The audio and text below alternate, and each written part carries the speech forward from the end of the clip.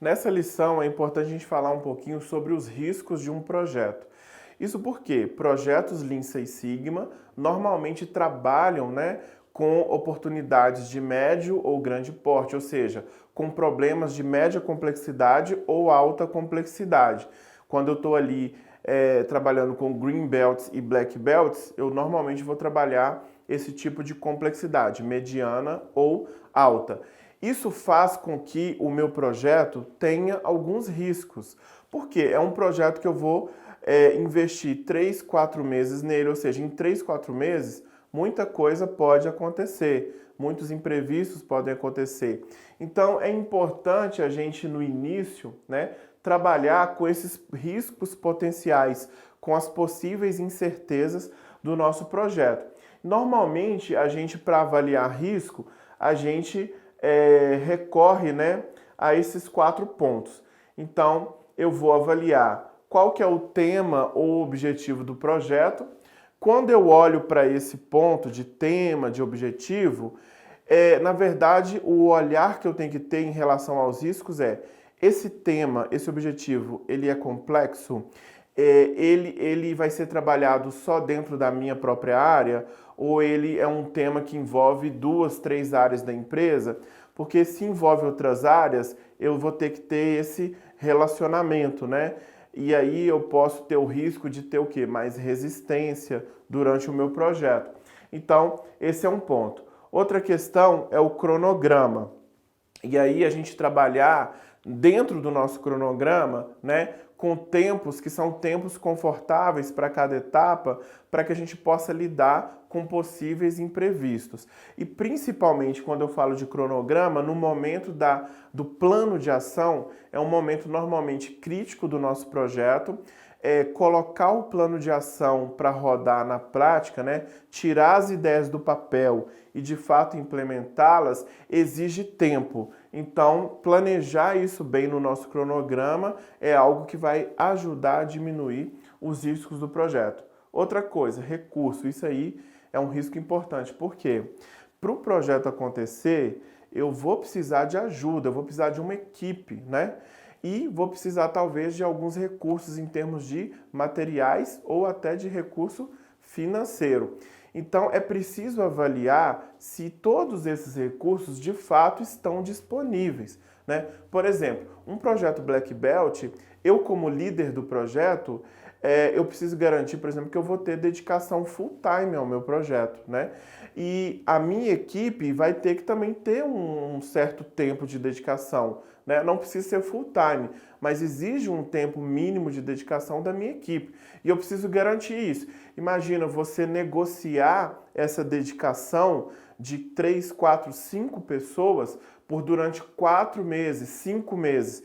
Então, esses alinhamentos têm que ser muito bem feitos. Por isso são riscos do projeto.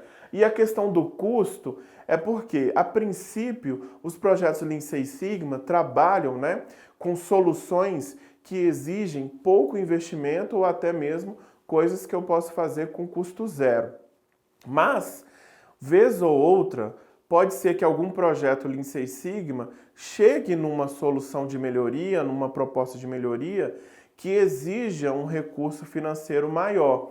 E aí, normalmente, quando isso acontece, tem todo um fluxo de aprovação dentro da empresa, desse dinheiro a mais que a gente está pedindo para o nosso projeto. Então, se planejar para isso, se prevenir nesse sentido, é importante. E está dentro aqui, então, dessa temática dos riscos, Para a gente poder identificar os principais riscos, normalmente a gente trabalha com brainstorming, E eu faço o brainstorming o quê? Junto da equipe do projeto. Eu, como líder, a minha equipe, a gente faz esse brainstorming e vai passando por esses pontos.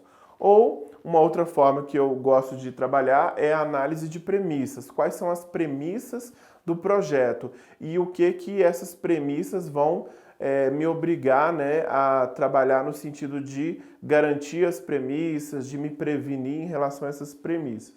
E outra técnica também muito boa é a análise SWOT, onde eu posso fazer a análise SWOT do projeto em si. Ou seja, pensar forças, fraquezas, oportunidades e ameaças do projeto, não do tema do projeto, mas da condução do projeto em si.